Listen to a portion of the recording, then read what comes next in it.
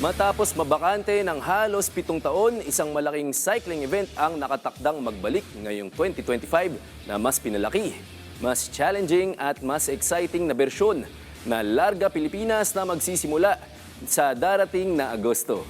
Yan ang ulat ni teammate Paolo Salamatin. We're just doing this all for the love of cycling. Kasi kung hindi ho namin gagawin ito, kung hindi ho namin ito i-encourage yung mas marami pong taong sumuporta, hindi ho natin maipakikita yung puwersa ho talaga ng cycling. So, kung may mga papasok po mga sponsors, all the more na mas maganda po for us. Sana po ang headline ninyo bukas, mga media man, Larga Pilipinas, tuloy na, sponsor, pasok na! Muling magtitipon-tipon ng libo-libong siklista sa bansa para sa pagbabalik ng isa sa mga inaabangang cycling events ng taon na 2025 Larga Pilipinas na nakanakdang simulan sa Cabanatuan City sa August 2 at magtatapos sa Baguio City sa August 7. Layo nito na may pagpatuloy ang magandang momentum na kanilang naitala noong nakarang taong edisyon ng Larga Pilipinas, makalipas ang halos 7 taon kung saan nais itong malampasan ngayong 2025 ang 10,000 Pinoy cyclist na lumahok noong 2018. Nasa tinatayang 10 professional cycling groups ang inaasahang lalahok sa 809km cycling race, kabilang ang Go for Gold, Standard Insurance, Excellent Noodles, D-Ray na Orion Cement at Tour of Luzon champion MPT Drive Hub. Sa naganap na press conference at official launch ng nasabing torneo sa pakikipagtulungan ng Phil Cycling, inilabas ang mga rotang daraanan ng mga siklista kung saan 4 sa 6 na stages ay magsisilbing challenging dahil sa mga paahon na lugar nito. Nakakatuwa pong isipin ng mga kaibigan na from being an underrated sport, cycling is now back to where it should be. And thank you sa Phil Cycling, thank you sa Tour of Luzon, dahil they were able to pounce on the momentum that we are also riding on now. So, sana lang po ma-realize ng mga kababayan natin that cycling is indeed an exciting sport. Hindi lang po ito dadaan sa harap ninyo. May mga kanya-kanyang techniques na ginagawa po yung mga siklista. And just by the mere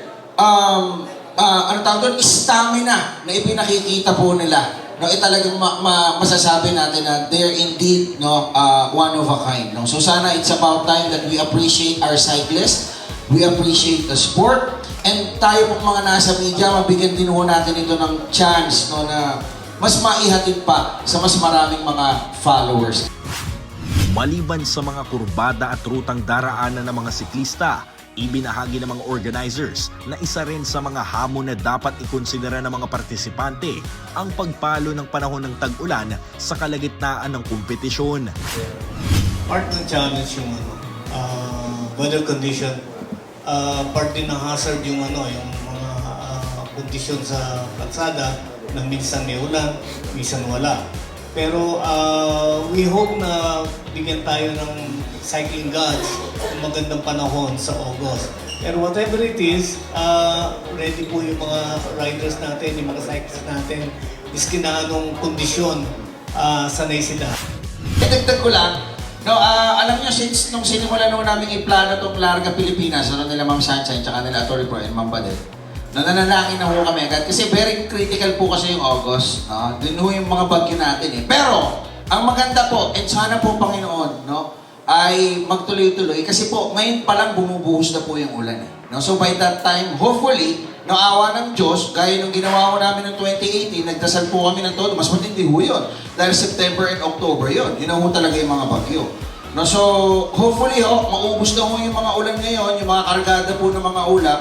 By that time, ay medyo maganda ho yung magiging klima natin. Kasi alam niyo naman ho dun sa Cordillera, sa Northern Alps, tuwing hapon ho talaga umuulan doon. Kaya ho bibilisan ho namin itong araw.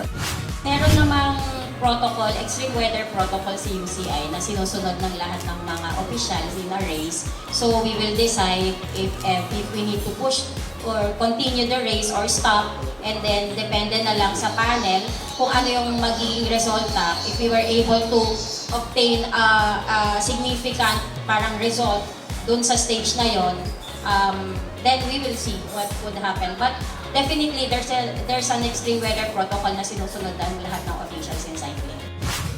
Ayon mismo sa mga organizers ng Larga Pilipinas na ang pagsasagawa ng mga ganitong klaseng event na para sa mga siklista ay parte sa layunin nitong maging isang PBA at MPBL version ng sport na cycling. Paulo Salamatin para sa Atletang Pilipino, para sa Bagong Pilipinas.